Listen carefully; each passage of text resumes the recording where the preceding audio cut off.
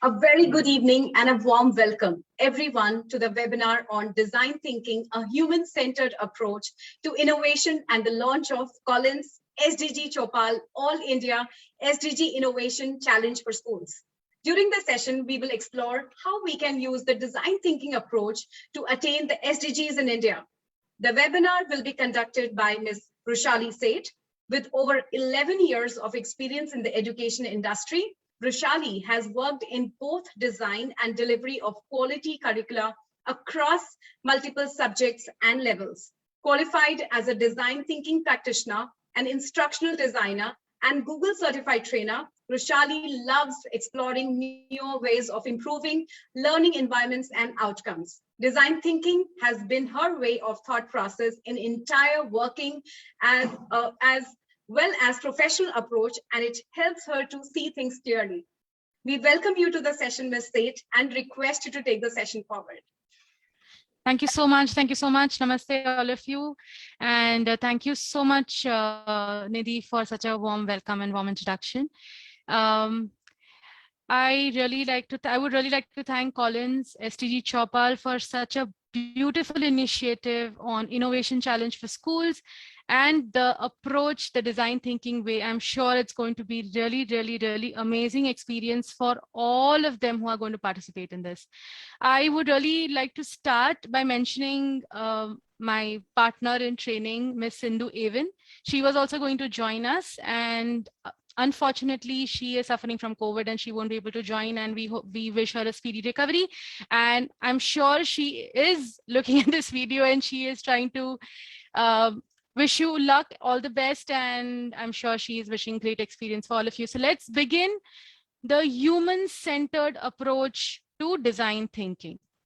So when we say human-centered approach to design thinking, in this entire 40-minute session that we are going to have, the interaction that we are going to have. 1 second, Ms. Rushali, please, if you can remove the other screen. There are two screens that are appearing right now. Oh, is it okay? Yes, it's fine. Thank you. Okay, most welcome. So yeah, so when we say human-centered approach to innovation, what is human-centered approach and why is it the approach that we have to use in our life? That is what we are going to see in this 40-minute discussion. So let's begin. Let the journey begin. Sorry. Yeah. So today's goal in this 40 minutes, we are going to cover what are the ways in which we humans think, what are the types of thinking models, design thinking approach, its implementation, and why design thinking in sustainable development goals. All right, this is what we are going to do in the next 40 minutes. If you have questions, please put it in the chat box and we'll take it up towards the end. And there is also a lot of interactivity, and I really hope that we have a great interaction. Great. So human thinking. All right. There are a lot of times that we think and we think and we think and we don't land up with any concrete solution, or we are still in confusion. Sometimes when we hear somebody's problem, an idea struck into our mind and we have a solution, right? We always think about what is the problem, what is going on, what's going to happen, the what. Why is this happening? Why should I do this? Why is somebody else doing this? And how are we going to solve this? How is it that we are going to look into this matter? So the what, the why, and how approach. So these are the questions that comes to our mind when we are facing any solution. Okay, so before we begin, I would really like to ask you, are you a what person, a why person, or a how person? What is the first question that comes to your mind when you see a situation or when you are in certain situation? What comes to your mind first? Quickly in the chat. Are you a what person? So if you are facing a situation, for example, you have to teach online. That situation came. So what was the first question that came to your mind? What will I do? Or why will I do? Or how will I do? How? How? Okay. So excellent. Bhumika ma'am says I'm a why person. Okay, it's a why person. Yeah. Okay, great, Bhumika ma'am. So Okay, Ananya Manora ma'am ma'am, says how, Manorama how? says how. So a lot of hows and just one person says why. Just one person says why. A lot of hows, right? Great. So how? We are always in search of a solution. And why people are always in search for a reason? Give me a valid reason and I will be able to implement it. Correct? Very good. Thank you so much for your response. So how? That is what are the thinking models. So when we are into a thinking zone, or when we are given a problem, or where we are in a certain situation, the way we think is the way, for example, so this is one model which is a linear. You can see it's a ladder model. So this model is called ladder model of thinking. Okay, so we observe something, we select, we find meanings, we have our assumptions and beliefs, and based on that, we take an action. Now, let me take an example. Now, as teachers, we know that we have to take an exam maybe in the month of December, right? So we know we have to complete 10 chapters. Now, I have previous year's experience as well that during rains, I had so many leaves. So I plan my lesson in such a way that I take care of the breaks, I take care of the festivals, I take care of the syllabus, I take care of the annual day, sports day that comes in between. So because of my past experiences, because of the research, because of the thought process, and I have a deadline in mind, I will take steps accordingly, and one after the other, I will plan and I will execute this. Okay, this is called a linear behavior. Linear is like a line, a straight line, a linear behavior. There is one more learning model, a thinking model, which is think model. So what I do, I engage. After I engage with people, I have a goal, I have a plan in my mind. I try to investigate, I do my research, I try to make associations, I try to make connections. Based on my association and connection, I try to create solutions to problem. I try to create ideas. Based on that, I self-evaluate, self-reflect, and then we have a final product. So here, if in both the models we see, what is happening is, as an individual, I am reflecting, I am thinking, I am doing the research. Of course, I will talk to people, but I will create associations. What is happening here? Can anybody tell me what is happening here? What are we doing here? We are trying to. I'm looking for answers. Yes, we are looking for answers. We are looking for answers in Research. ourselves. Yes. So Yes, Niti. Mr. Mohammed says research. Okay, we are trying to research, looking for solutions within us. We are trying for solutions and taking responsibility. Exactly, Ms. Abhilasha, thank you so much. So we are trying to take responsibility on our own, and everything is on our own. What happens on such situations? It happens that we are limiting ourselves with the boundary of our thought process. We are limiting ourselves with our own capacity. Right? So this is what is either a linear or a cyclic model, where we are taking responsibilities, we are limiting ourselves with our capabilities, our research, and everything is on us. Right? How we plan during our tasks. We are looking for solutions. Excellent. Thank you so much for your responses. So the approach, problem solving approach. So, and again, when we are taking our responsibility is on us, what we try to do, we try to find solutions. Like many of you replied, we try to find solutions. But do we consider whom are we finding solutions for? Right? For example, if we have a situation where all these people are going to be affected by my decision. So for example, lockdown was decided, right? Now, because of lockdown, so many people were impacted, right? When, as an individual, I think of a solution, do I think that a person in green, is he important to me while I'm taking that decision of problem? I'm solving a problem for him. Is he important for me when I'm thinking of a solution? Should we consider a solution given by somebody else? Should we consider somebody's idea even if we don't like it? I'm not liking anybody's suggestion. I don't like when somebody suggests me anything. Or the person's idea is completely opposite of what I want. I was talking about, idea. Or that person is going to be directly affected by me. Should she be involved? Should she be involved in the discussion, in the planning? All these answers are in design thinking way, a human-centered approach. So what does design thinking says? Design thinking is very simple. You are designing a solution for somebody. This means that all the users who are affected, who are impacted directly or indirectly, they should be part of your process. This is design thinking. Of course, you do take the responsibility of the process. You will be taking your action plans. You will be trying to find solutions, but you have to involve people who are getting affected by this because they are the end users. They are the one who are going to use that product or service or anything that we are talking about here. So design thinking way is a human-centered approach, right? So when we started, we saw that the human-centered approach, the innovation approach, right? So design thinking is a very innovative approach where we keep humans or the users at the center. All right. So a lot about design thinking. Now let's understand what are the steps of design thinking process. After we discuss this, we'll be doing an activity where we'll be using this design thinking process. All right. So quickly, the first and the foremost important step in design thinking is empathize. Can anybody tell me what empathize means?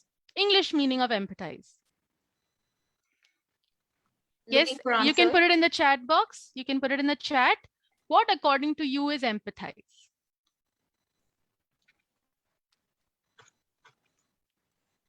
To be considerate to others. Yes, to be considerate to others. To relate with others' issue, excellent. To empathy, to be in someone's situation, excellent reply. Thank you so much. Understand others, getting in somebody's shoes, relate. Perfect, perfect. So we are on the right track. Yes. Shali ma'am, we Empathize. also have an answer from Facebook by Mr. Fahim. So Okay. to understand and feel for others. To understand and feel for others. Excellent. Thank you so much, Mr. Fahim. So this means that we have to understand what the other person is going through, correct? How will we do that? Again, a question. Please reply in the chat. How will we do that? How will we understand somebody else? Yes, answers in the chat box quickly. By interacting. Thank you so much, Ms. Pinky. Yes, Put others. one in someone's shoes. Yes, by planning. All right. To By place oneself hearing. in others' shoes and feel like them. Yes, and how will we do that? By hearing. Excellent. This is what I was looking for. By hearing. Yes, by sharing their thoughts. Excellent. Communicating.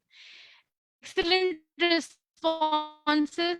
Thank you so much. Yes, when we say that empathy is with them, the first step of design thinking process is listening. You have to listen to them. You have to interact with them. And who are the them here? These are called, so in design thinking language, these are called stakeholders. When I say stakeholders, this means that these are people who will be directly or indirectly affected by any situation or any product or any service that we are trying to find a solution for. Okay, so for example, if we are looking at a problem statement where online or we have a lot of teachers here, so may I say that now my problem is that how to make my classroom engaging, right? That is my problem, how to make my classroom engaging. So I can have my users, my direct users are students, right? But there are also parents here, then there are principals here, there are tuition teachers here. So a lot of indirect impact as well, right? So yeah, so we have to listen to them. We have to put ourselves in their place. We'll be communicating with them. Hear long stories, detailed stories, ask them questions, write down as much as you can. Try to understand their situation, not from one angle, from all the angles. That's the first and the foremost important step that you take in design thinking, right? That is So from the first step itself, the human-centered thing is coming out, right? We are trying to understand them, understand people. The next is, after we understand them, we categorize them into various groups. Based on that, we design a solution. All right. So we don't design a solution, we design a problem statement. Okay, fine. We were assuming one thing. Okay, we said, okay, how to engage with student was our problem. Okay. But when I interacted with teachers, when I interacted with parents, when I interacted with students, when I interacted with principals, when I interacted with so many people, I came to know keeping student engaged was a bigger problem. My actual problem is how to make my activity in such a manner that my students are doing something, because students love to move around, right? Students are kinesthetic in nature. So students are getting bored in online class. Now suppose that become my problem statement. So what happened is my bigger problem got broken down into smaller problems after my interaction. So that is the second phase, the design phase. We try to relate to somebody else's point of view. All right. Now next phase is ideate. Here if you see, I've written is collate and collaborate. When I say collate and collaborate, here what we are trying to do is we are trying to list down all possible solutions that one can think of. Here the rule is simple rule, say yes. Okay, so if you have four, five people sitting and trying to find solution, whatever is a suggestion, write down yes. We will not say no, I don't think this can work. No, I don't think, we should consider this.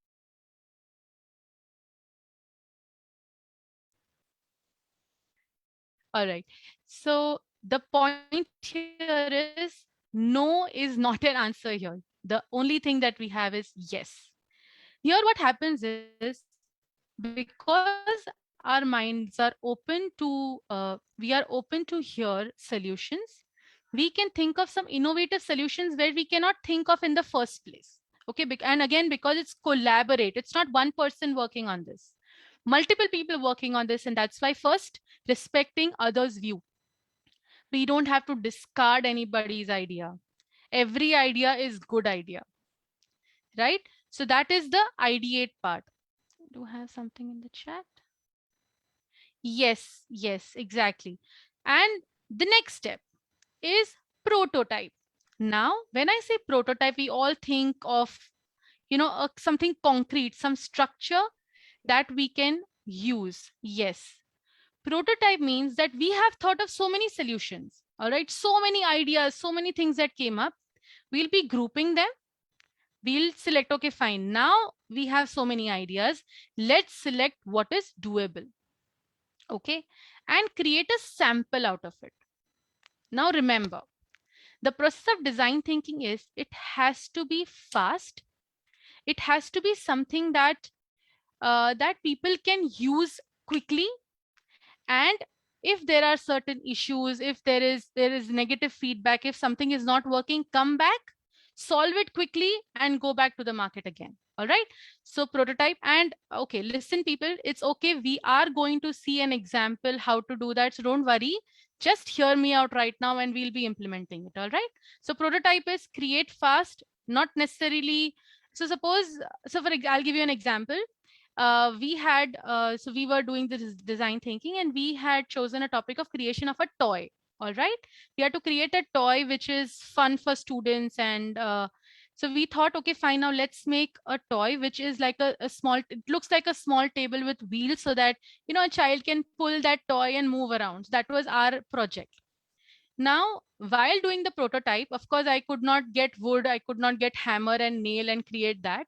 So what we did, we used paper, we did origami box, and we added, paper rolls as wheels. So what this is a prototype of how my actual toy will look, but this is in paper, so that I can show, okay, fine, if you have a toy like this, how will you feel? How will you play? This is prototype, right? And it is a replica of what you plan to do, but a crude replica, if I may put it that way. Okay. And last, of course, test, but Don't test in, of course, lab test and all is different, but you have to test it with actual users. Okay, so if we are talking about teachers, then we have to use the service or the product with teachers. If we are talking about students, use it with students, because they will be able to give you the exact feedback of their response, or of their feeling, of their learning. Correct? If the product is for children and if I take feedback from an adult, will I get actual feedback? Do you think if I'm creating a product for students, and if no, thank you, and if I'm taking feedback from somebody who is 50-year-old, have so many years of experience, do you think there will be a valid feedback from a 5-year-old to a 50-year-old? No, because a 5-year-old will give a feedback that a 5-year-old can give, but that is valid for that age, for that product, for that service. All right, so this is design thinking. Now, when I say this is a process, this is step by step process that I explained to you. Do you think that if at any point in time I feel that, you know what, this is not working, can I go back to my process in this? Do you think when I was designing, suppose while we were ideating, okay, we came up with solutions, but we think, no, no, no, something is wrong. Can we go back? Can we go back? Yes, we can. Yes, yes, we can. Yes, exactly. That's the beauty of design thinking. At any point in time, even after prototype, we feel that, you know what, we created this prototype, but I think we need to go back to Miss Kanika and talk to Miss Kanika and understand what's going on, right? So that's the beauty of design thinking. At any point in time, from any stage, we can come back, try to understand that particular step and move ahead. Right? Yes, we can go back and do the changes and come back. So we go back to the drawing board if we say, yes, we can work on ideas that we dropped. We can try that as well. So here, no solution is wrong solution. No idea is wrong idea. All ideas are respected and used. And hopefully we can, at the end, we can test it and become successful. Correct? So this is the basic concept of design thinking. So what we have planned is, we have planned one activity on the problem statement, managing online education. Now here the problem is very huge, okay? Managing online education is not a very specific problem. It's a very broad problem or broad topic that we have taken. I'll be sharing a Padlet link with you and we'll be working on the Padlet. I'll tell you what to do, all right? So I'm sharing this link.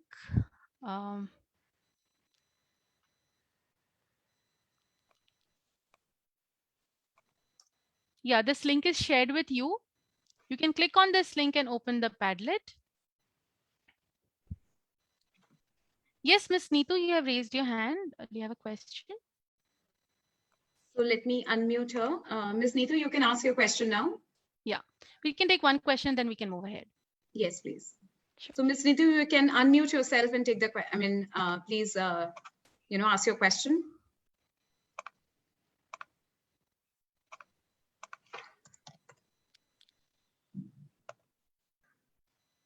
Okay, so okay, can you no worries. type your question? I think we can go ahead. Yeah. Yeah, we'll go ahead. All right. So, so the problem statement that I had shared with you was managing online education, correct? Now I want you to type here, who are the stake owners here?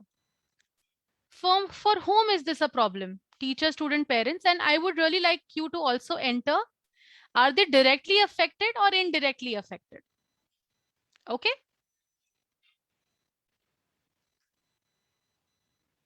Or you can also type in the chat box, yes, student directly. We'll wait for 2 minutes.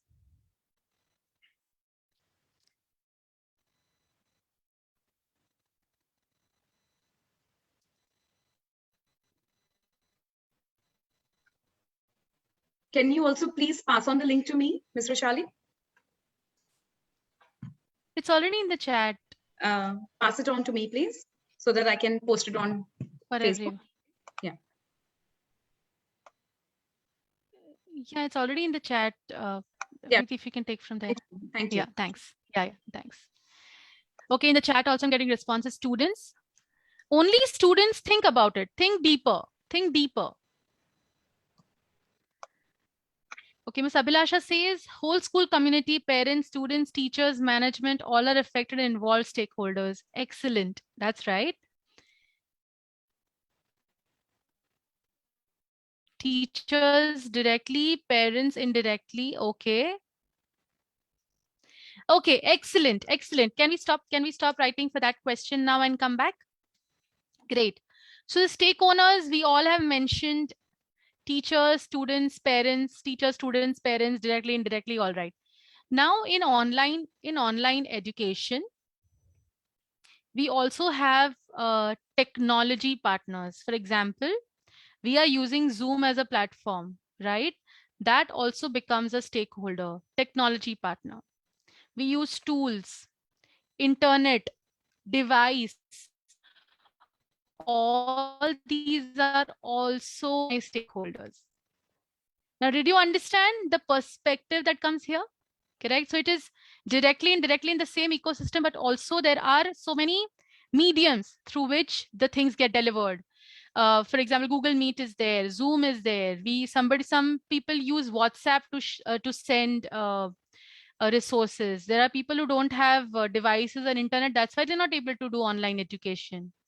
Correct. Internet suppliers. Yes, exactly. So design thinking is not only about looking from one way, but at a 360-degree approach to a problem. Okay. All right. So now, okay, now we have decided who our stake owners are. Of course, we have to still elaborate on it. We have to think of internet suppliers. We have to think of device suppliers. We have to think a lot. Electricity. If we don't have charge, nothing works. Correct. So yeah, these are all our stake owners. Now, when you sit to UPS, exactly. Now, there are areas where we use inverters. Yes, yes, never thought about technology. Great, thank you. So, great. Now we have our stakeholders in place. Now we have to, the first step is empathize, right? So now what we have to do, we have to ask them questions. What are the kinds of questions do you think we can ask them? So the next column, if you can click on the plus in the second column and try to write few questions. Let's see what kind of questions can we ask.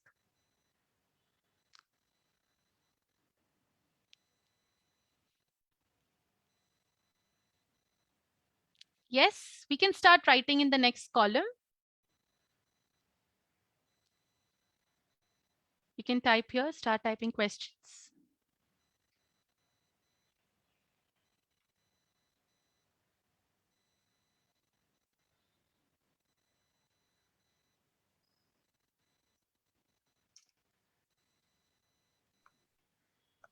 Waiting for everyone to respond. Yes, yes, quickly. The amount of screen time children are comfortable. Okay. Proper equipments. Okay. What are the problems facing in the online class? Very nice. How to work smoothly to understand. So Ms. Okay. The Abhilasha is question is, asking, yeah, yeah, the I'll question. repeat. Yeah. So the question is, these are our stakeholders, correct? Now we have identified who are getting impacted directly or indirectly, right? Now we have to, the first step of design thinking, we have to empathize with them, correct? So for empathize, we all listed down that we have to communicate, we have to ask, and that's why we listen, correct? So what are the kind of questions we should ask? Interest, sitting hours for students, affecting you and your team. Does everyone have a device and stable internet connection? That's a good question. Entire works goes on assumption and online.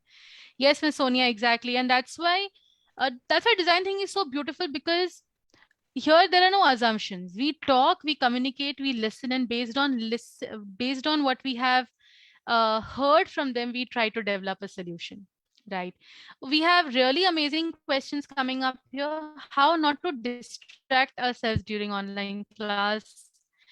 Which applications, internet ban and submission of homework? Are you able to understand from savers how to join? Okay, so some really good questions. How to, okay, great, great, great. Thank you so much. Come back, come back. Thank you so much for your response. This is really, really active classroom I have, really active students I have today here. Okay, so thank you so much. Great. So when we ask questions to empathize with our stakeholders, we have to be as open as possible. Okay, we'll not get into specific questions, because what happens is, for example, I ask you a question. Was your day good today? What am I doing here? If I ask you, what is your day good today? Miss Nidhi, if I ask you, was your day good today? What will you answer? Wonderful. Right? What am I doing here? I'm leading Nidhi to tell me that yes, her day was good. Correct? It was okay, na? It was okay, na? So what are we doing here again? We are telling it was okay. So the response will always be yes, yes, it was okay, it was good, it was wonderful, like Miss Nidhi said. So what we are doing, we have to create questions or ask questions in a manner that the person should answer what is in his or her mind, not what is in our mind. Right? So that's very, very important. We don't have to give closed-ended questions. We don't have to give leading questions. We have to give them opportunity to express themselves. And there is sometimes you will find that, you know, the conversation might be going out of track and conversation is not what our objective is. That's fine. But listen, you never know what conversation will help you in creation of your solution while you're ideating. And you'll remember, oh, inhone ye bola tha, this is working. I think this will work. I think this is what we have to consider. I think this is the main pain point that they have. You know, with all so many interaction, I was interacting with one of the teachers, I think 2 days back, we had a training. And the teacher said that when I use tools like Padlet or Mentimeter, you know, students are glued to the screen. And even if the camera is not on, I know that they are there. So you know what is the pain point here? The pain point was that students were not switching on their cameras. That was the pain point for the teachers. And when we plan engaging activity, we assume that the cameras will be on, we'll be able to see students, correct? But from that teacher's expression, I realized, oh, her pain point was camera not being on, but now she's okay with it because she knows that student is there in front of the laptop because the student is answering. Correct? That's what happens when somebody empathizes and somebody shares. You come to know about things that are hidden from it. Right? So that's the first step, the kind of questions. From that, okay, now from all the questions, we come to know what are the common problems. Okay, so common problems. Now, from the list, we try to identify because see, while we are creating solution, we cannot have 500 responses, right? So what we can do is from the 500 responses, we can group which are common. So for example, camera or engagement can be in one group. Then students are absent can be in some other group. So a lot of teachers will say not coming, not attending, not attentive, very irregular. So all that can form in one group, and then we create common problems. Okay. Based on this common problem, we create a bigger picture, right? We create a problem. So we create a lot of problem statements that I have 10 groups, I have 10 problem statements. Now what next? Then based on this thinking, we try to find ideas. Maybe we can engaging with students because cameras were off. Then what she did, she tried to plan at least one activity of Padlet in 1 week. So what happened? Students were looking forward for that activity. Correct? That was a simple solution that she took up. And similarly, looking at the problem statements, we try to ideate what are the solutions and the next step onwards, like we saw in the presentation. Okay. So let me present in the whole screen again. Right. So like we saw in the presentation, after we ideate, we try to prototype, we try to check with the actual scenario. So actually checking in the classroom, what's happening, what's working, is it so there might be times when you do a Padlet activity and it's not that successful. Does it mean that that's a failure? We should never use Padlet? Should we do that? My Padlet activity didn't work well. Should I never use Padlet next time? No. No, definitely not. Because that was that particular day. I think for that particular situation, a Padlet was not relatable. And I think students were not able to relate to it or participate in it. Or it was not age appropriate. So for example, if I do Padlet for my grade 1 child, will it be possible for them to actually type or click on the plus sign to add comments? Not at all.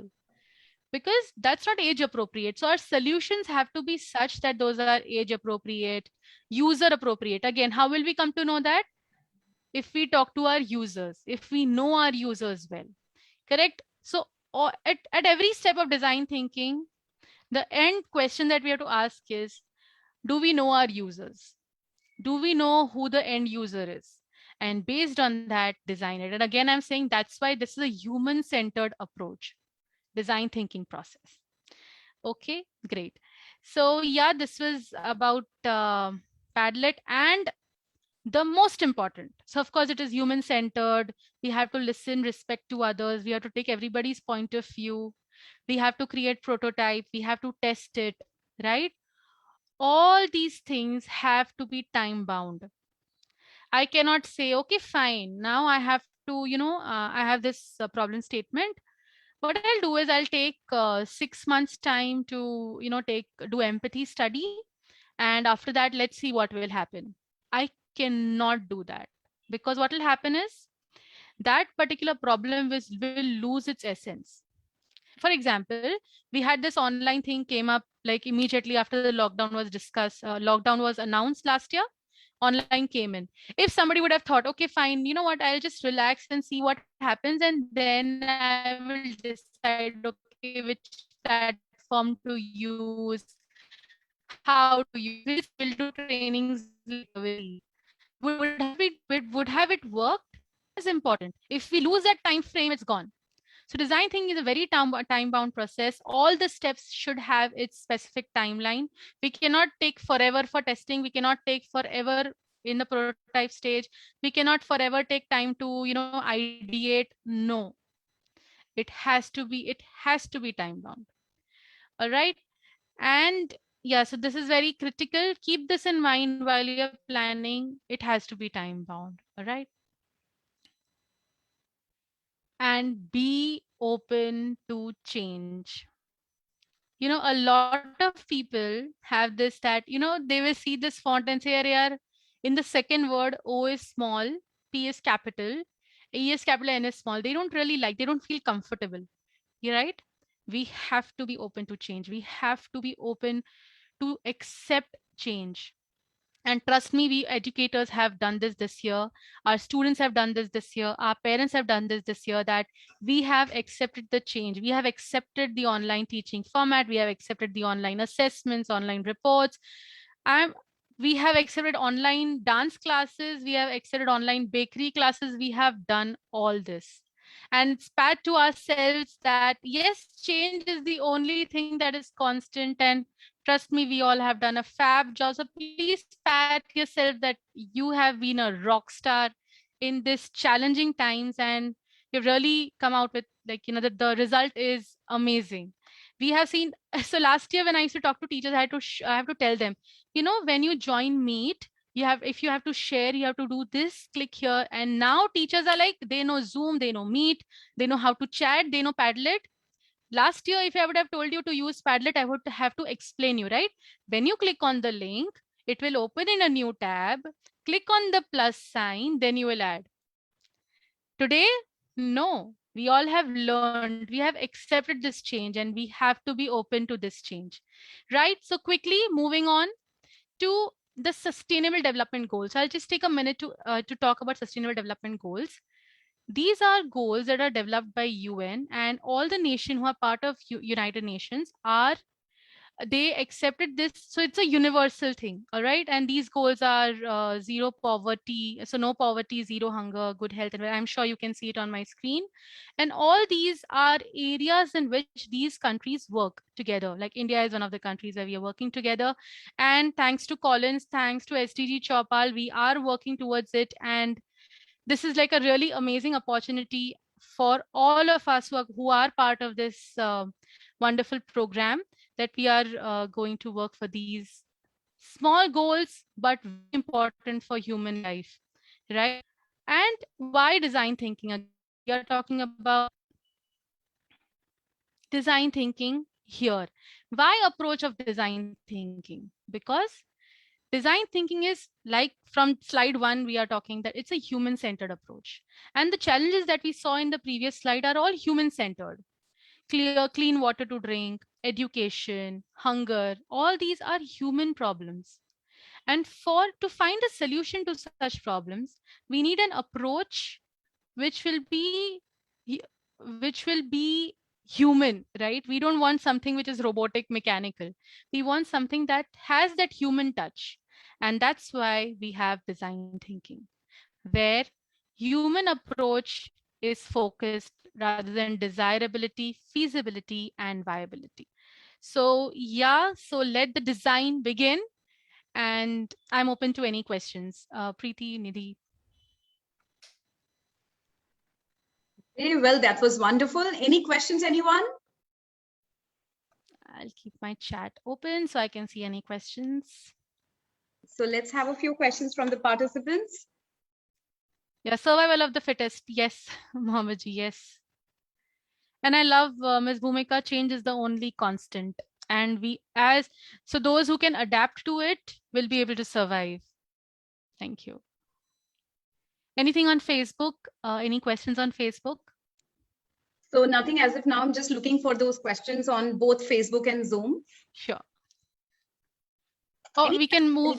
We can move forward, and if there are any questions, I'm still here, so we can take it up. Not a problem. Sure.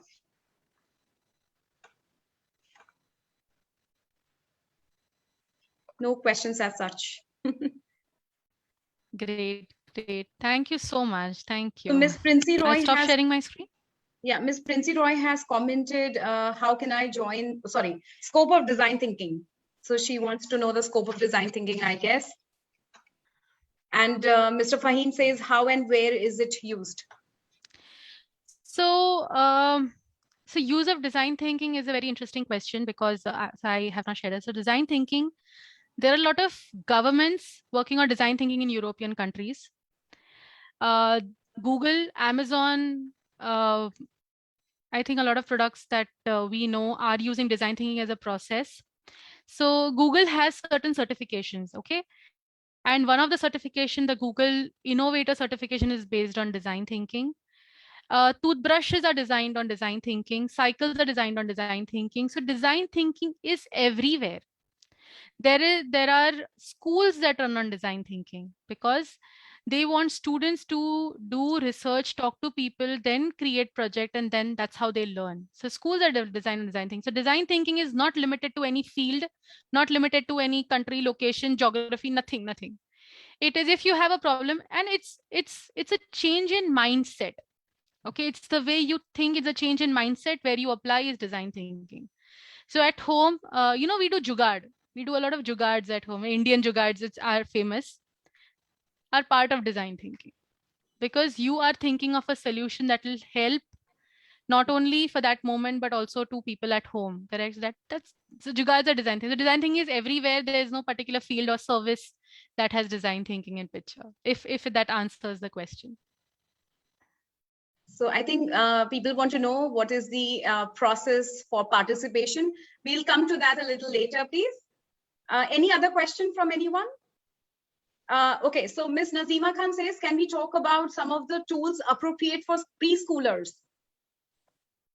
Can we take this question? Yeah, so I'll share one incident. I know it's for just 2 minutes incident. So we did this training on design thinking with preschoolers. Okay, so again, like I said, design thinking is a change in mindset, and it's a process. My users can change, my problem statement will change, my process will remain the same. Okay, so with preschoolers, they were organizing a party. So they had, the problem statement was that students are not coming for the party. Okay, and we try to analyze that, why is it so. And trust me, while talking to the parents, so in an empathy study, the direct, of course, for preschoolers, the direct impacted stakeholder is a parent. So we called them, we tried to talk to them, and we realized, because that locality was a Jain locality, and in the party they used to keep samosas and stuff. They did not want their child to eat samosa, and that's why parents were not sending students to the party, the preschoolers. And trust me, the problem was so simple. And the solution was, don't order samosas, or don't order something that Jain students will not eat. Simple solution. Trust me, we use design thinking for this. And teachers are like, we did not think of this, because some teachers were Christian, some teachers were some other community, and they did not relate to this problem that, matlab, theek hai na, kya hai usme? Right. Simple problem. So about simple solution to design thinking. So again, preschoolers, there is no specific tool. It's a process, it's the mindset that you can use anywhere. So one, I think question is from Nilima, Ms. Nilima Turke. The question is what to do at the places where there are no availabilities. That's fine. So like I said, Jugaad. So there is always an alternate solution. We just have to look out for it. Solutions are there. We have to look out for it. We have to dig deeper into this. So again, the mantra for design thinking is dig deeper and do it fast. So if you say there are no resources, I understand. There are places where there is no internet. There are places where there are no laptops, no electricity, again, a problem. So electricity for limited time.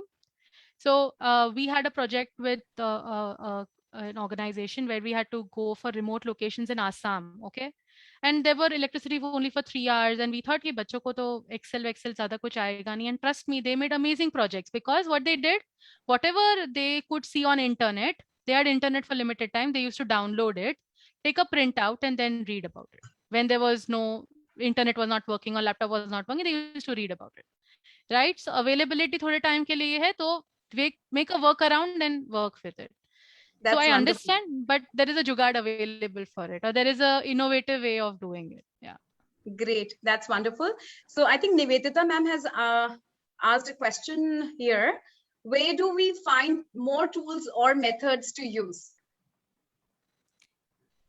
Methods to use. Yeah. So methods to use in what way we are talking about here. So more, if you want to know more about design thinking, I'm sure Collins would have sent you a pre-read. Please go through it. There are a lot of resources where you will get to know about thinking methods. You'll get to know about design thinking more. And of course, we are going to discuss more about how you can be part of this. And I think that will be it where we discuss more about how of it. Yeah. Well, I think there are many questions, but we can address them, as and when. So thank you so much. It was definitely a wonderful session. And thank you all for your active participation. Thank you, Ms. Seth, for joining us and, and taking us through the entire process of design thinking. Really liked it. And the comments are pouring in. People have really appreciated the process. And thank you so much once again. And it was a pleasure. Just a second, Nidhi. It was a pleasure because see what happens is if the participants don't respond, the training is a failure. But here it was an immense success because there were so many responses and it was continuously. I could see the chat; they were continuously pouring in. And thank you so much for such an active participation, not only on Zoom but also on Facebook. I could see a lot of questions from there as well. So thank you so much for this opportunity. It's a pleasure to be here. Thank you so much. Honored. Thanks a lot. So I would now request Ms. Rageshri Nyogi, Head Product and Marketing, Collins Learning, to welcome our esteemed guest and announce the launch. So this is the moment that everyone was waiting for, right? Thank you so much, Rageshri, and please request you to take this forward, please. Thank you so much. Thank you so much, Nidhi. And thank you, Roshali, for the wonderful presentation. It has set the stage for our launch of SDGs. I think everybody understands why design thinking is important and how it actually ties up with our SDG initiative. We will take a lot of questions later on, but first let's begin with the launch of the program. I will request all of you to join us for this launch today. And please let me know when my screen is visible.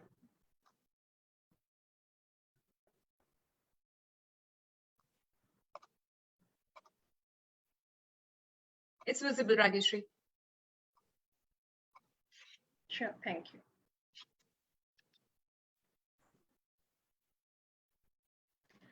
So welcome everybody to the launch of the first Collins SDG Chopal All India SDG Innovation Challenge for Schools. We are really excited to bring this to you. We have partnered with SDG Chopal and UN Habitat for this program. Our sustainability partner is Nagrik Foundation. Our media partner is Dainik Bhaskar, and our social impact partner is Rishihot University. So welcome all of you to the launch of Collins SDG Chopal All India SDG Innovation Challenge for Schools. I would like to brief you a little bit about the initiative. Most of you might have read it on the creative, but just to let you know the background, we all know that Rishali also mentioned during her presentation that there are 17 SDGs, which are the Sustainable Development Goals set by the United Nations. And there are 169 targets that all 193 UN member states, including India, have committed to attaining between 2016 and 2013.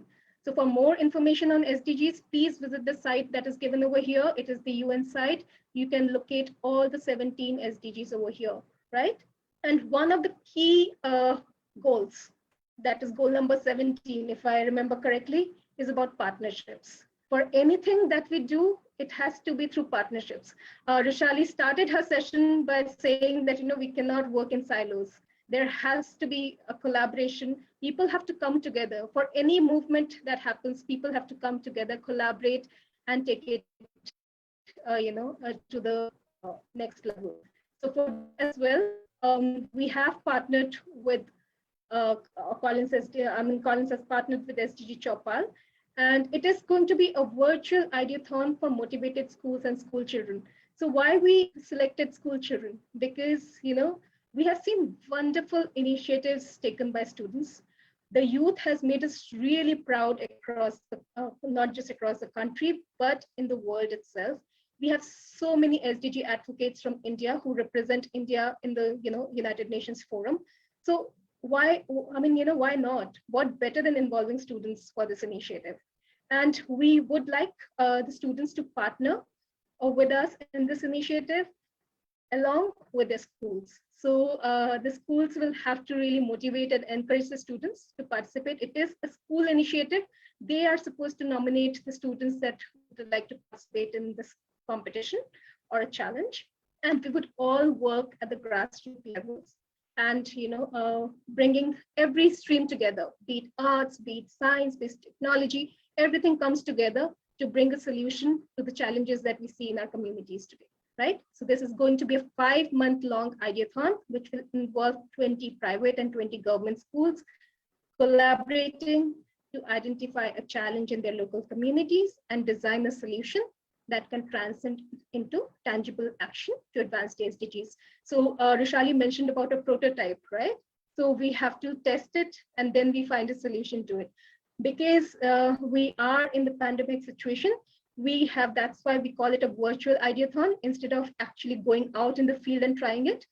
We do not want children to take that risk. So think of a solution, think of a prototype. We are going to test it virtually, and then we have to come up with this, how practical it is, how scalable it is, and whether it can be implemented or not.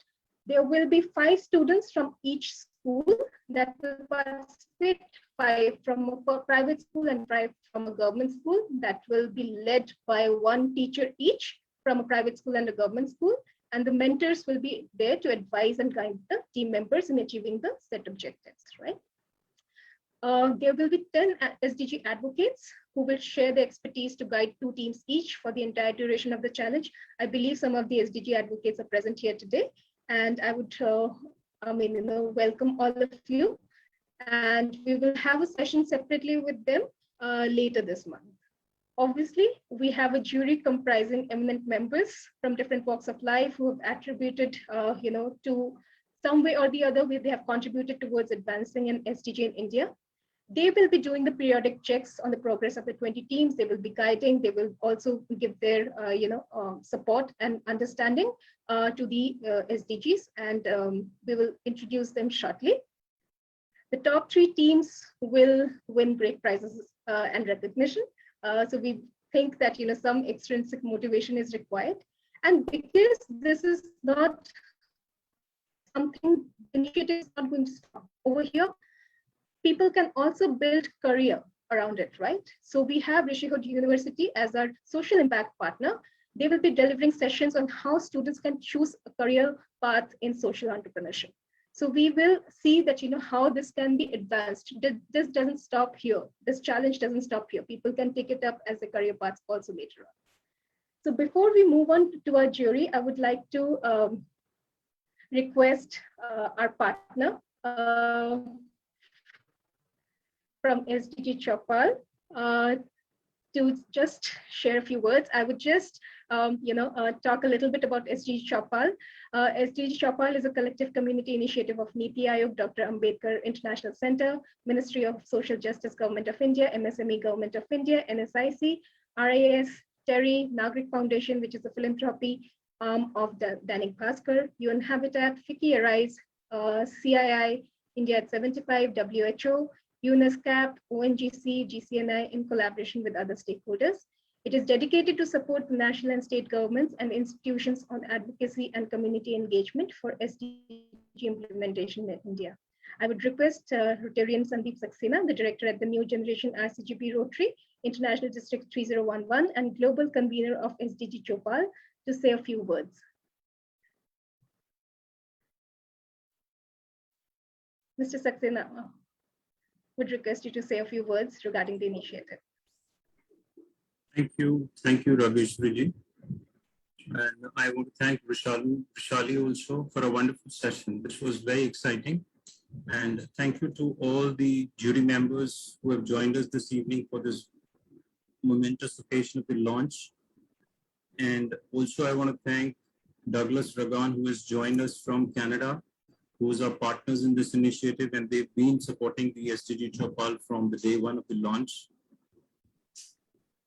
I think we are looking forward to some exciting times with the students on this innovation challenge, where we are looking at engaging with the private schools and the government schools. The mission of the Chopal has, from day one, been the engagement on the ground with the government schools, because we in the cities and the urban spaces have a lot of available resources and opportunities, but how we can actually transfer all this stuff from the urban spaces in terms of the engagements to the government schools and the other schools in the villages.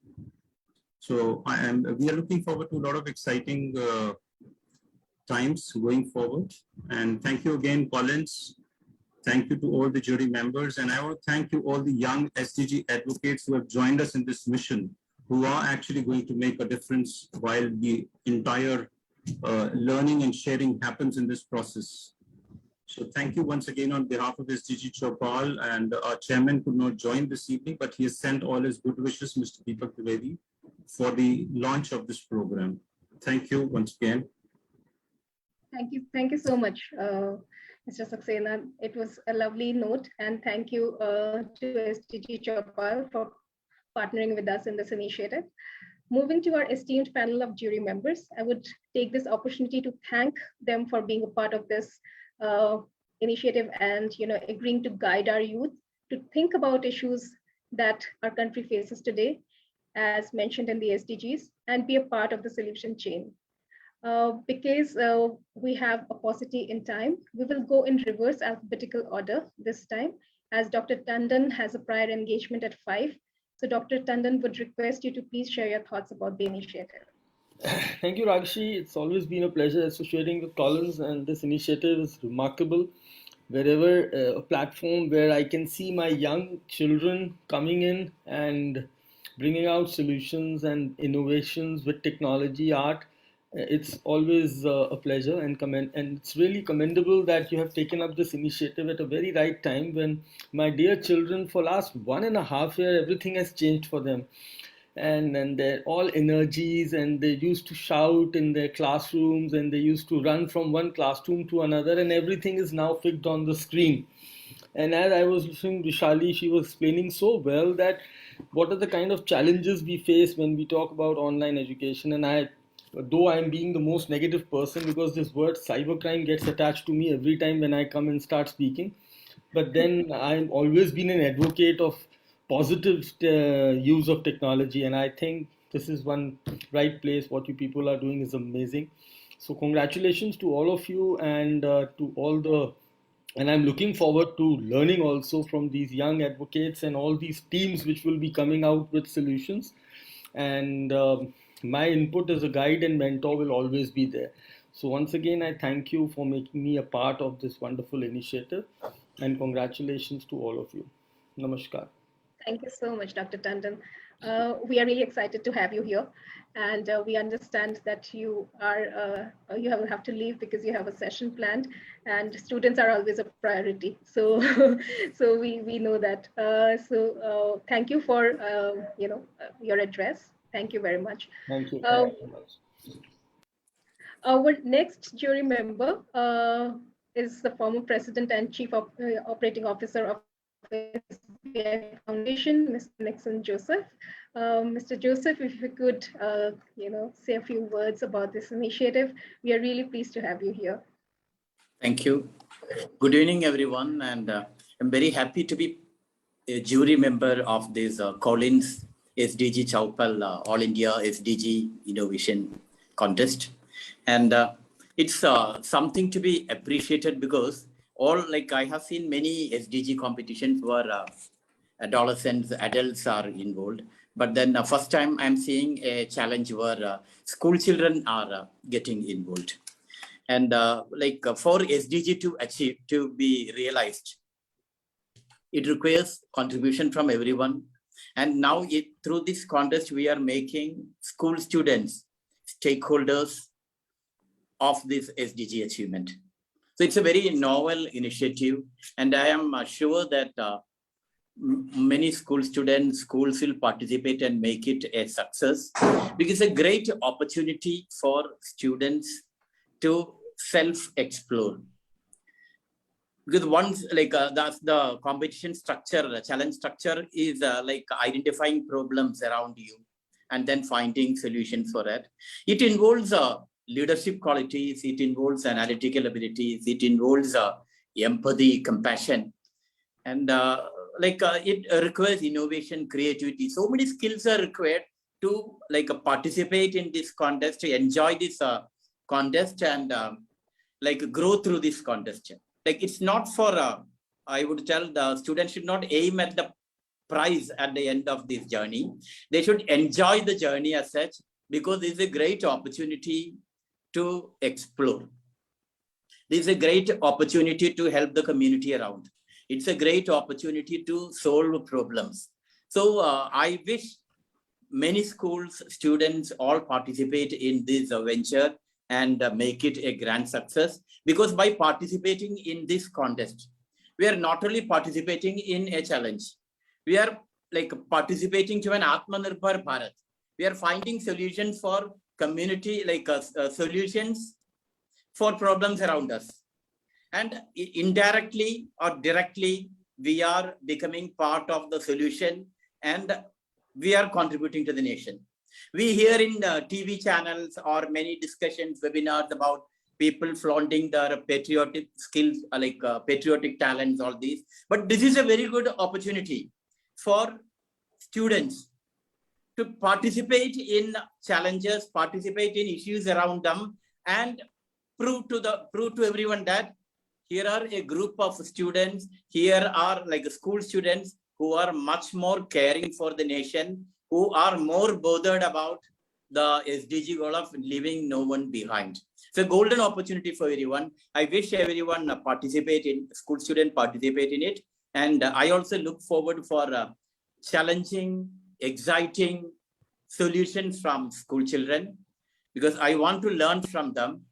I have been associated with SBI Youth for India Fellowship Program, where youths were addressing problems around them. But here I am going to be as jury member, seeing, observing, watching school students addressing solutions around them. It's going to be a great learning experience. And I know that students are energetic, they are open to ideas, they will be coming up with various innovative and creative ideas.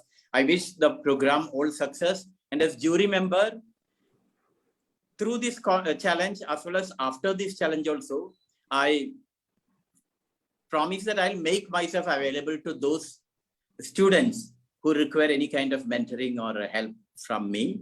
I thank SDG Choupal especially and Dainik Bhaskar Group for sponsoring this program and associating such an event, because I've never seen in journalism field any other newspaper or group doing so much for spreading the awareness about sustainable development goals. And even this SDG Choupal initiative, so much awareness has been created about SDGs. Recently, I've been interacting with a group of youth, but I'm very disappointed to tell that almost 70% of the youth who are postgraduates and having doctorates are not able to tell how many SDG goals are there. That is really like a big disappointment, because we have only 9 more years to achieve SDGs, and we are a young nation, we are not aware about SDGs. And in this context, our school children are allowed to participate in this contest, which will increase the awareness of SDGs, and they will be able to spread more awareness about SDGs while talking to their parents, while talking to their friends, while talking to the teachers, etc. I wish this program all the success, and very proud to be part of, be jury of this great innovative challenge. Thank you. Thank you so much, Mr. Joseph. We really look forward to your guidance throughout the program. And as you rightly said about enjoying the journey, being participative, spreading awareness around within ourselves and also around, and taking that step, whatever, however small that step is, but taking that small step towards building the country and taking it in the right direction. So thank you so much. And you mentioned Dainik Bhaskar. Incidentally, yesterday only there was one news article that I read that somebody in Indore, they were actually school children were participating in controlling the traffic, and somebody actually asked on Facebook that how are school children doing this? How did they get the permission?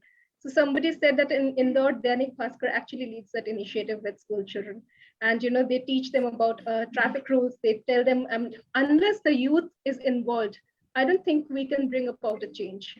And that is exactly what we are trying to do here. And I think we have managed to partner with everybody who is very, very encouraging and already in this space. So thank you for bringing that up.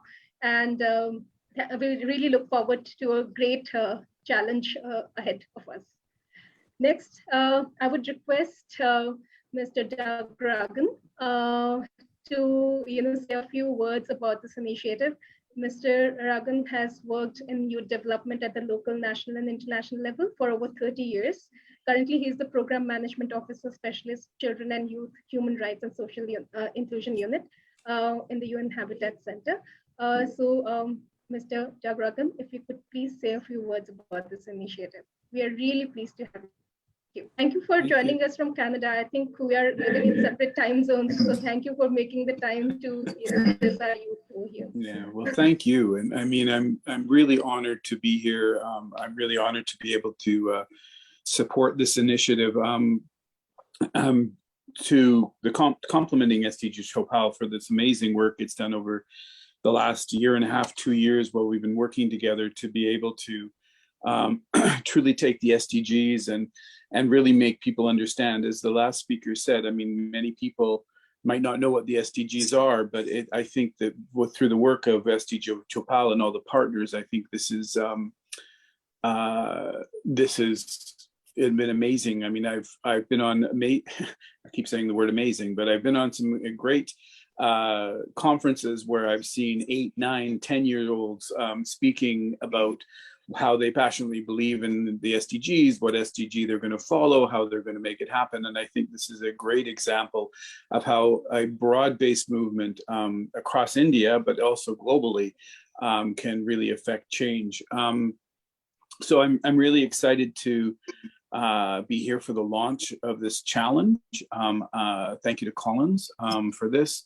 I think that what is important, what is interesting, I think important, is that young people think outside the box.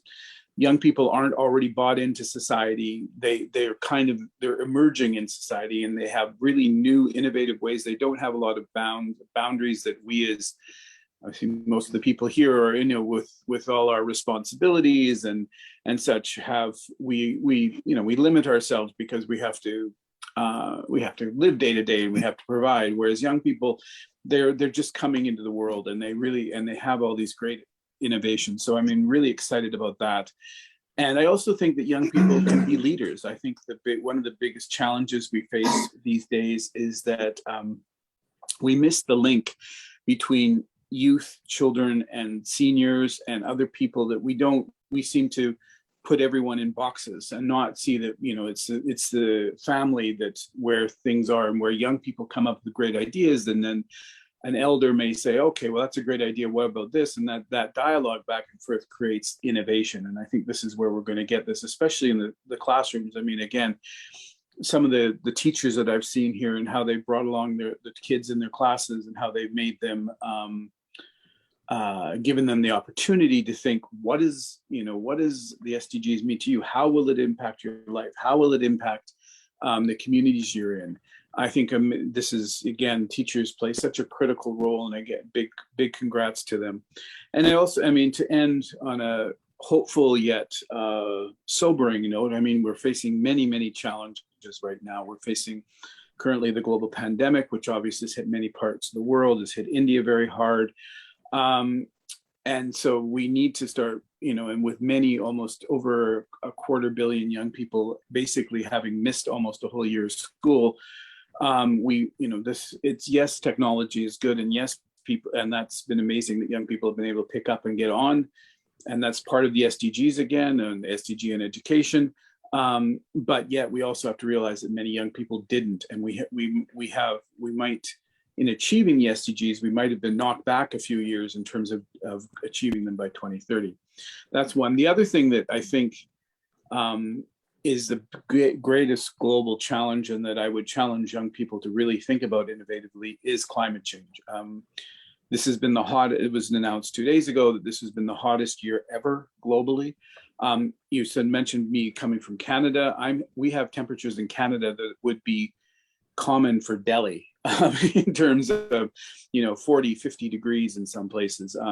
And that's not something that we're used to here. And we're seeing forest fires, we're seeing destruction at a level that we most likely reached went over the top of the tipping point. So we are going to need young people to think about innovation, adapting, how we're going to move forward on the climate change issue, because this pandemic is a pit stop along some major challenges we're going to face over the next few years. So again, thank you so much. Big congratulations to SDG Chopal and all the partners for pulling this off, and really looking forward to seeing all the wonderful submissions from the young people. Thanks. Thank you so much, Mr. Ragan. Very, very insightful. Yes, I mean, education definitely had taken a hit during the pandemic. It has taken a hit. I mean, though we keep saying that, there has been a lot of innovation, but we know that there's a segment which has been left behind. And if we have to achieve our SDGs, there has to be education for all. So, I mean, two of the most challenging things that we faced, one is definitely you mentioned is education, the other is climate change. So yes, we think that through this initiative, we would be able to at least align people to those thoughts that something needs to be done. There are lots of SDG advocates in this initiative who, thanks to SDG Chopal, so they are already working in this space, and they will be able to guide the schools throughout this whole initiative. So we really look forward to having a very exciting challenge ahead of us, and lots of submissions, interesting submissions. Thank you so much. And next, moving on to Dr. Kalyani Rao. I'm really sorry. I think my alphabetical order got a little haywire there. So Dr. Rao, welcome to the session. And we would really like to hear from you. Dr. Rao is a global facilitator for international environmental projects such as the Climate Action Project, Humane Happiness, and Teach SDGs, and a project facilitator in the 360 Degrees program of Habitat for Humanity India. So welcome, Dr. Rao, and we would really like to hear your thoughts.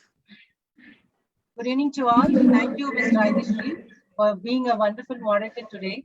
First of all, I would like to congratulate all the schools participating in this launch of Collins SDG Chopal All India SDG Innovation Challenge for Schools.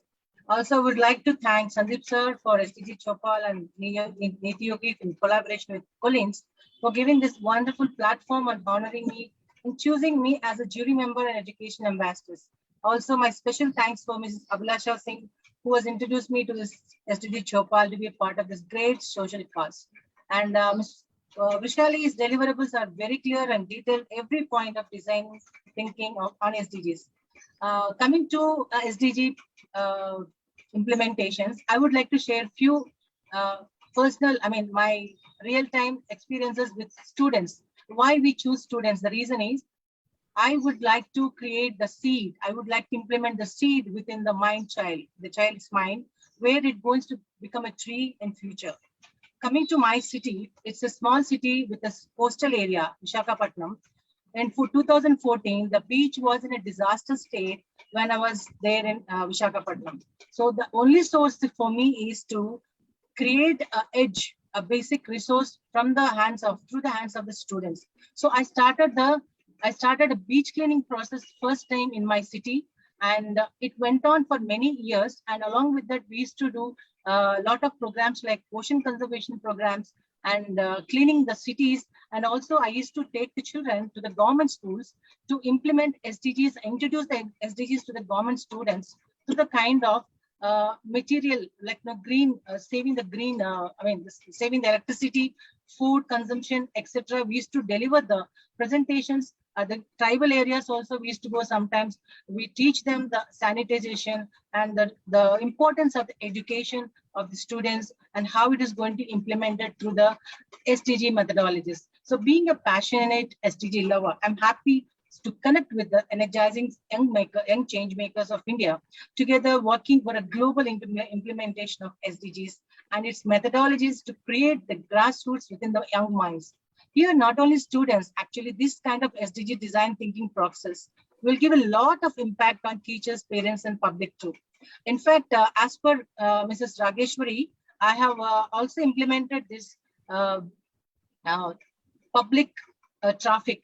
No, we have done the project called stopping the ambulances. Normally people will not give the way to the ambulances. So I've initiated a program called Ambulance Project, and the children have done fantastic job. They used to go and control the entire traffic in our city. And also they used to go to government offices, including police commissioner office. One day they went and explained them, you people have to support us for giving the way to the ambulance. Not only that, many people are unable to cross the road, especially the elders. So these are the small initiatives we think, but it is going to give a lot of impact within the children. And also my students used to go to each and every restaurant 4-5 years before to tell them what is the waste, why they have to use the plastic, why can't they use the paper related or any recycled paper. So they have done many implementation projects, and we used to create lanterns, kind of small little less commercial based lanterns, which where in Andhra we used to have power cut every now and then. So our students used to go to the villages and teach them the same kind of street lamps type of devices. They give the funding also through the crowdfunding, what they got it to them. So they teach the government school children and tribal area children. So this was a very good impact, and a lot of parents also started appreciating this kind of methodologies. It also comes under like kind of teach to learn and teach to others. So the reason is choosing students who are icons of our goals, not only our immunity boosters. We have to encourage them with all kind of powerful ideas, topics, bridging school communities to brush out for the real creative minds and allowing them for a true connection with people actually near and far towards the sustainable development goals of United Nations. Design thinking is a favored approach of UNDP for achieving the SDGs because it's based upon empathy. It's possible to materialize ideas. It also uses methods that combine analysis and intuitions. It also leads to desirable, feasible, viable solutions. It involves those who are most affected by the given problems that inputs the students we design for this at the center of the process, and we invite them to co-create the solutions on sustainable development goals. So we all know what is design thinking is nothing but a problem-solving approach and also a human-centered innovation. In fact, an idea becomes a project as it is being prototyped and tested on the ground. It will be adjusted based upon the comments and observations gathered from users. So what is exactly the impact of design thinking on SDGs. Adopting a human-centered approach is believing that all problems, as difficult to eradicate as they may seem, such as poverty, gender equality, and access to clean water, it will all be resolved in this way. This is all the most important necessities when the people who are primarily affected in the local communities. The students are only weapon for us to create the sensation within the local communities. Each child will start change with, first of all, in their house, in the own parents, then automatically it will start within the public. So prototyping and testing steps also repeated several times, and they are an integral part of the implementation phase. The main objectives of this design thinking of SDGs is to help young people realize the major role they can play in contributing to the future of the communities and to support them in taking actions that can help them to achieve sustainable development goals. Thank you so much once again, all the partners of this project, and also to SDG Chopal and Niti Aayog for giving this opportunity. Thank you so much. Thank you so much, Dr. Rao. Thank you. Thank you. As you said that, we involve students and they take us to the, solution. So that sensitizing children, making them aware of what the problems are, making them think along those lines, that is our job. I think the rest, first, half the battle is won there. Once we bring these champions together, and then they will take it forward with the right kind of guidance. Thank you so much for being a part of this initiative, and look forward to having a great season ahead. Next, I would request Dr. B.K. Khanna, SMBSM, who was commissioned in Indian Army in 1966. He commanded the battalion Napier's Rifles in Sri Lanka, where he was awarded Sena Medal for gallantry. Presently, he is with FICCI as lead senior consultant and CEO under FICCI Arise India. He has written 357 articles and 3 books on DM and climate change. He is visiting faculty in 37 universities and professional institutions. He has conducted more than 100 mock exercises in all 37 states and UTs, including one UN-sponsored. He's a pioneer in advocating and innovating strategies to tackle climate change. A very warm welcome to you, sir. If you would like to say a few words about this initiative. Thank you very much, Rageshri. And can you hear me all? Yes, we can hear you. Thank you very much, Rageshri, and thank you, Sandeep, and of course, Collins, as also SDG Chopal. And special thanks to Deepak ji also for making me a jury member. I am basically a practical man, having been in the army and the BSF, and then of course we started the NDMA also, and then thereafter, as of now, I am with the UN. Basically, if you see what is the aim of this Chopal, the aim of the SDG basically is there that by 2030. Earlier also they had started off from 1994 also, but in 2015 they had decided that we have to have some the particular goals, and particular after that also we must have in fact some roadmap by the time of how we have to do it. And that is the reason, of course, next year of course we are going to have a special, not 2023 rather, a midterm, of course, a review of whatever has been planned as such a way, whatever we have achieved here. Now, I will just repeat what they say. So it's already mentioned there. So by the 2030, what is the aim? To end the poverty, protect the planet, as also the ensure that by 2030, all people enjoy peace and prosperity. Children are good. Children are very important for us today. Children will be the tomorrows, of course, by the 2030, of course, they're going to be the citizens of that country. They would like to have peace and prosperity at that time. Then only they can improve. Then only they'll be able to develop themselves. Then only people will be India, of course, especially I'm talking about India as such. So then only the developing country and India will be able to, in fact, progress much, much better. But how do we do it? I mean, where are we, in fact, starting off? The initiative which has been taken is very, very appreciable. I have seen, of course, some of the initiatives which were taken last year as a part of it. Of course, it was with the KIO University and some of the IITs in India. So they are taken as an innovation in a social format for all the IIT students. But they said, okay, within 1.5 months only, you have to come up with the innovation. I can tell you, of course, they came up with 1.5 months. Two university from Japan and about 5 university IIT, rather most of them from India, with some of the very innovative things also, which we, of course, being in the RISE India, we took it, so, and then of course we are getting it practical.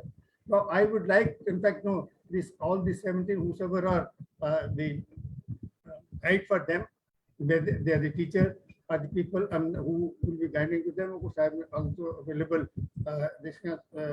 for any of the teachers or any of the schools that please, whatever the innovations you are going to come up, and in case it is practical, firstly, I will make sure, I am in fact UNDRR RISE CEO. I will make sure that you get an opportunity to present it at the UN level. We will represent you from the India level. From India level, we will represent you at that.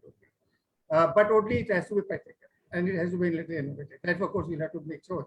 So it's a little bit of incentive, whatever Collins have got, whatever Chopal giving it, this initiative, I am giving it to you or something. So I will take it further from our side or something. So India entry into that particular at that particular level.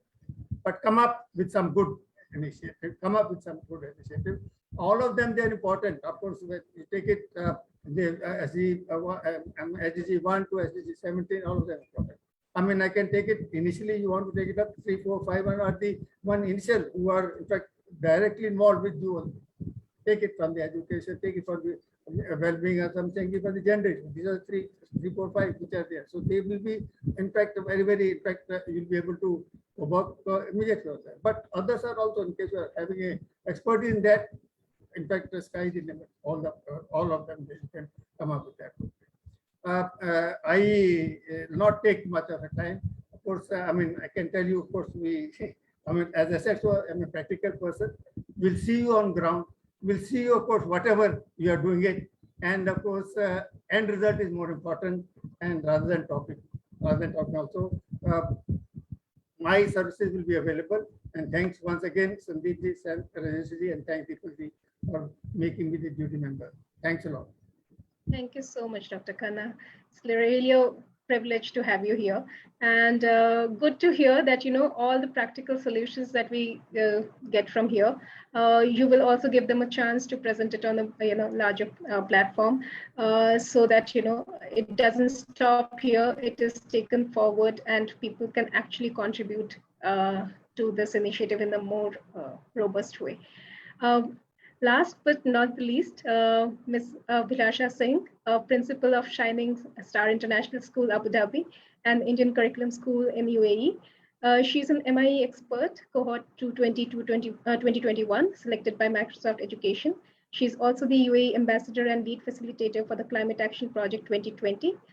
She's also an ambassador for SDGs for Children, an international organization working to achieve global goals, initiating projects with school students. A very warm welcome to you, Ms. Singh. Please share a few, your thoughts and your ideas regarding this initiative. Thank you so much, Rageshri. I hope I'm clear. Volume is all right, audible? Yes, absolutely. Thank you. So before I start, I want to give a disclaimer. Where SDGs are concerned, I have only a play button. I don't have a pause button. So I just keep me on keep a track on time and let me know if I'm going a little too verbally on this. So before I begin again, I want to thank Rushali for such an engaging session. I learned a lot more about design thinking today. So thank you so much, Rushali. Thank you, Collins Learning India and SDG Chopal for this beautiful initiative. And I am also very honored with this August jury. Now, I direct myself to the teachers and the students. There are a few student advocates who are present here. I don't know if there are other young children here today, but let's talk to you. teachers who will be guiding the children and the students who are present here. And of course, there are some watching on Facebook, and the message goes across to everyone. Students today are leaders of tomorrow. You are the young change makers who are the hope and future of tomorrow. And the innovation or the beauty of innovation, now just for an example, and I'm giving a simplest of example here. Think of a scrubbing brush, a plastic brush, which earlier, long years back, when women, well, given by the nature of society, women were considered the homemakers and the workers at home. So I am taking it for granted that it was a women who washed clothes. So they used to wash it on a wooden brush, earlier on a stone, and then somebody came with the brilliant idea of a scrubbing brush to take out the grime and dirt from the clothes. And voila, now we've got washing machines, which were earlier a twin tub, and now we've got electric washing machine with different functions, and you name it, and the sophistication of the washing machine to the amount of price you want to pay or your pocket allows. Similarly, a stone grinder, which was used to make masalas and different things, and now we've got electric mixer grinders, which we come in the different forms of food processors and whatnot. Cell phones, teenagers, your life depends on cell phones.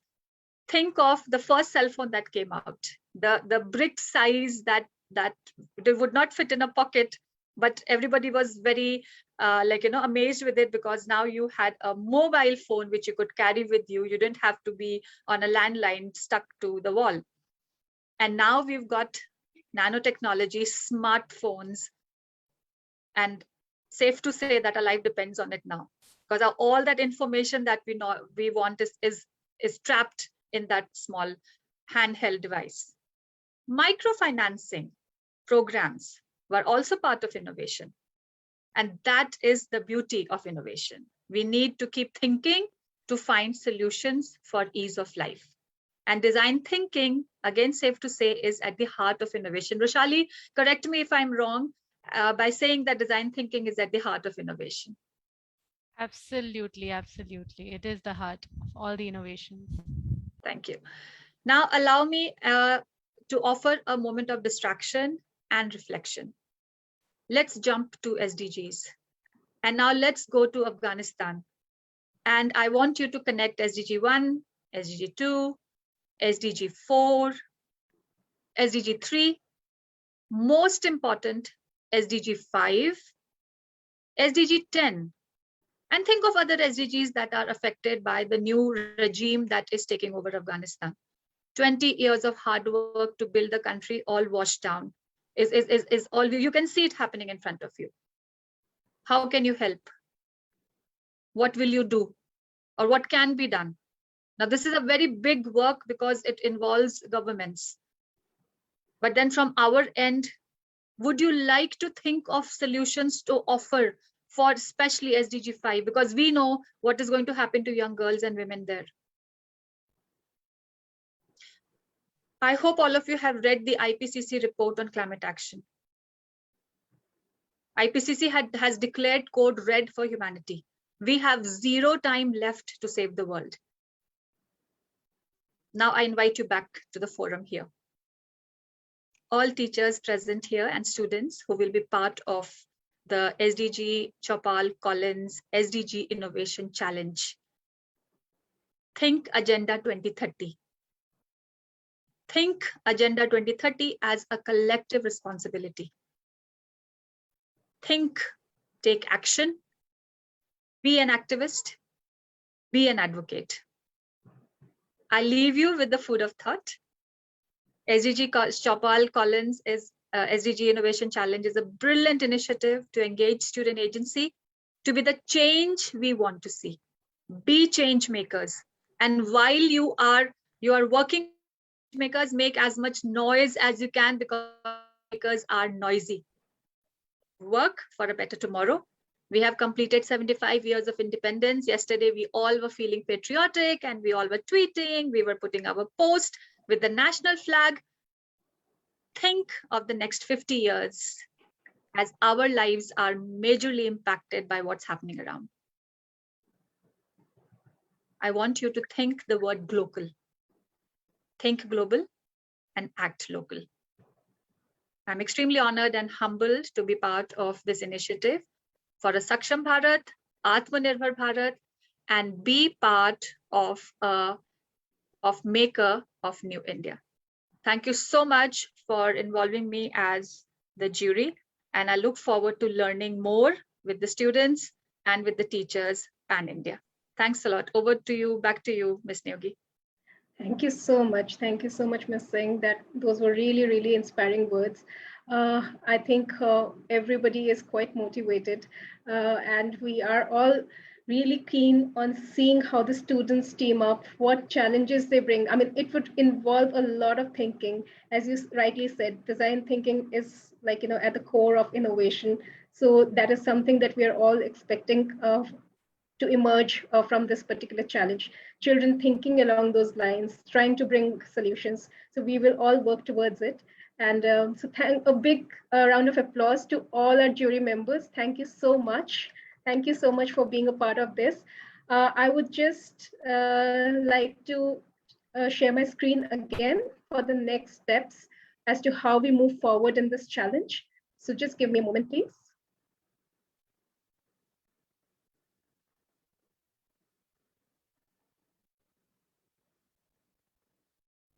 Nidhi, please let me know if my screen is visible. Yes, Rageshri.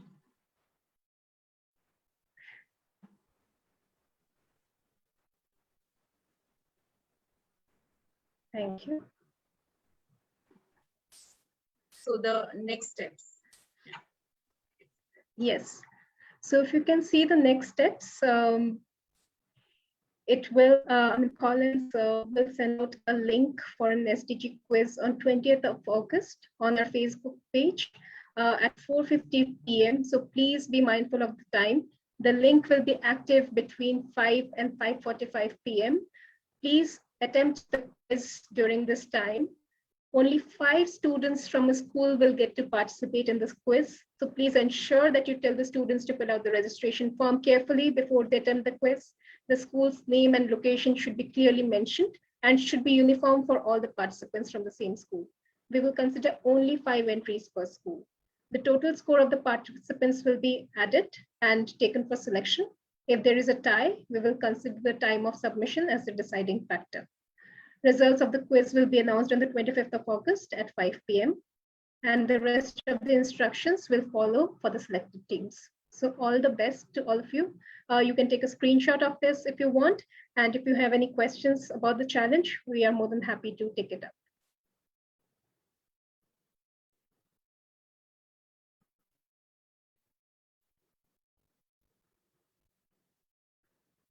Are there any questions?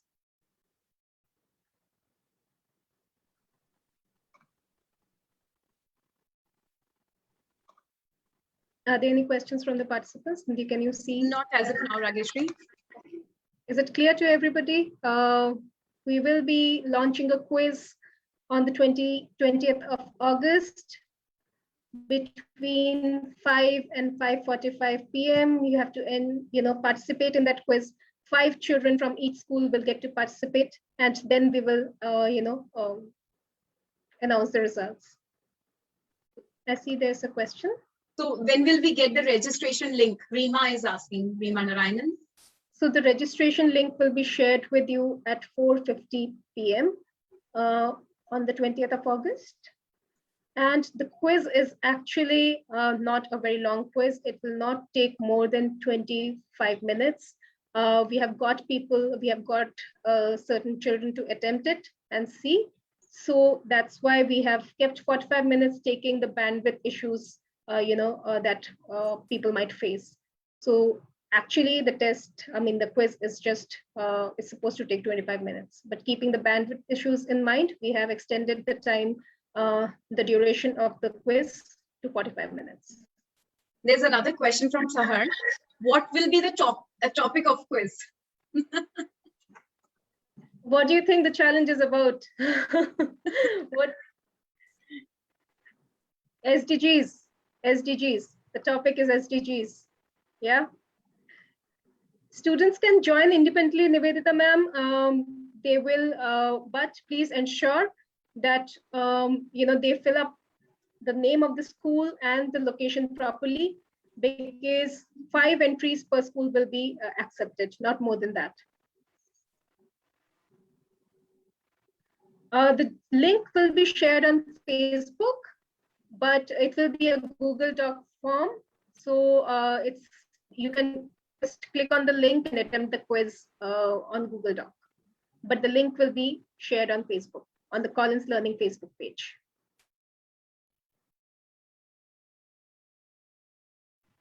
So we don't have any questions now. Okay, thank you. Thank you so much. Can we attempt from our parents' Facebook account? Certainly, you can use your parents' Facebook account to access the quiz. The quiz as such doesn't need a Facebook account. The quiz is through Google Doc.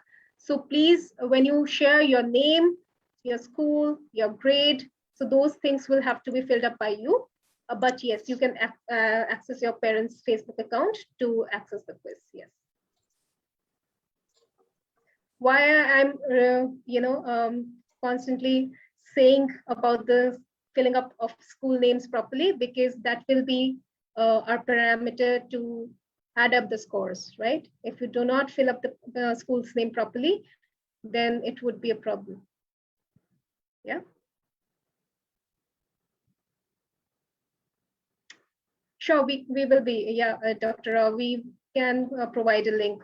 This is already on Facebook. It is being, broadcasted simultaneously on Facebook. So the session will be available on our Facebook page for sure.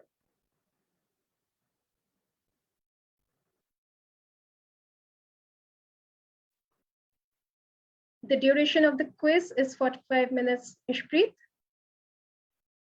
And the instructions will be shared right at the beginning, at the top of the quiz. Before you attempt the quiz, you can see, you can read all the instructions.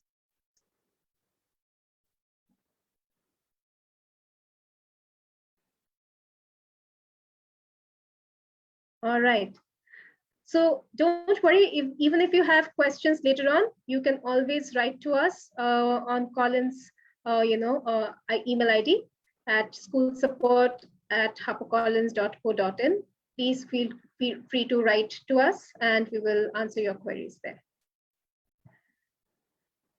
Thank you once again to all our jury members and Mr. Sandeep, thank you so much for partnering with us for this initiative.